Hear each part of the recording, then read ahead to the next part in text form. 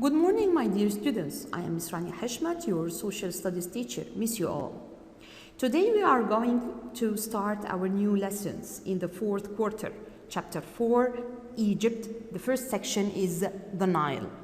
Page 66, 67, and 68. Let's start. Where is Egypt? Egypt is in the northeast of Africa, and Africa is the second largest continent in the world. The Egyptian civilization lasted far longer than the city-states and empires of Mesopotamia. It's simple because the Mesopotamians started their civilization in 3500 BC and it ended in 1700 BC, while the Egyptians started in 3100 BC and ended in 661 BC. And BC means before the birth of the Christ. The Egyptians settled in northeast of Africa and they started to have their civilization in the Nile River Valley. We said before that if you need a civilization, you must have a source of fresh water to settle down and start your life.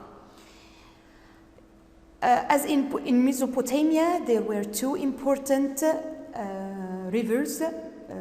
They are the Tigris and the Euphrates, and they were so important to the beginning of the civilization of Mesopotamia. Valley means an area of low land between hills or mountains, often with a river running through it. And of course, this low land is fertile.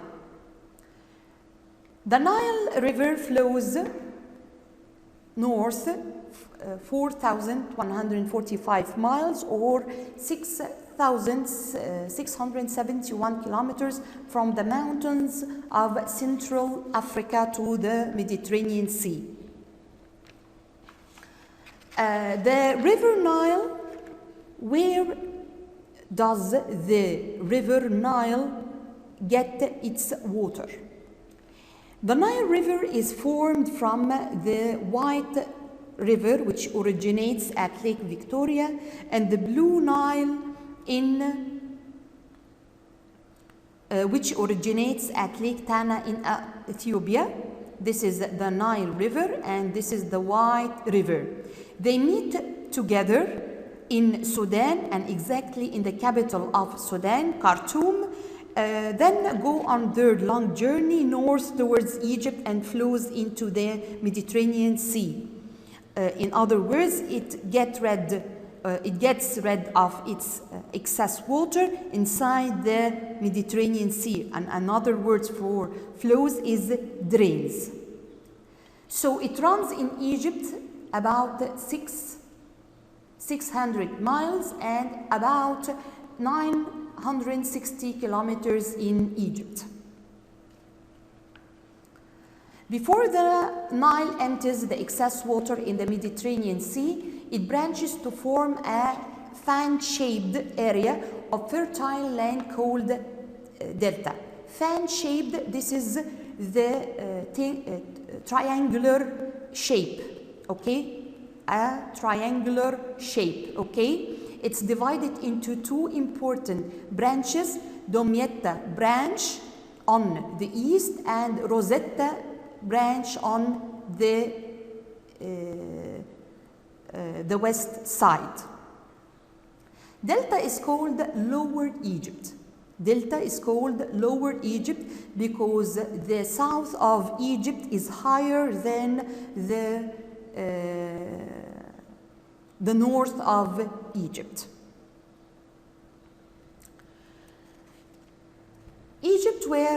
Egyptians were protected from foreign inventions by the desert, sea, and waterfalls. What's meant by that? The borders of Egypt gave a sense of security. In other words, these barriers include the desert to the west and east. We have two deserts, one in the east and one in the west. And in the east also we have the Red Sea. And in the south, we have the cataracts or the rapids, and in the north we have the Mediterranean Sea. The Egyptians had an advantage over the people of the other river valleys civilization. Every year about the middle of July, the Nile overflowed its banks. The water of the flood went down but left behind large amounts of rich soil for growing crops. The Egyptians considered the rich black soil coming from the Nile flooding the gift of the Nile. It was a gift because their soil or their lands will be fertile and able to be to plant many different crops. And this fine black or rich black soil is called silt. Nowadays, the Nile River doesn't flood because of the construction of the high dam which control the annual flooding. Egyptian farmers planted their fields while the soil was still wet. The question is now, how did they plant crops when the soil was dry? They used a machine called shadoof to lift water from the Nile to the field. This is the shadoof. It's like a bucket. They put it inside the water and they come up with it and water inside it. The Egyptian planted flax, wheat, barley, and grapes. Now the question is, what's the importance of the Nile? It provided water to irrigate the fields.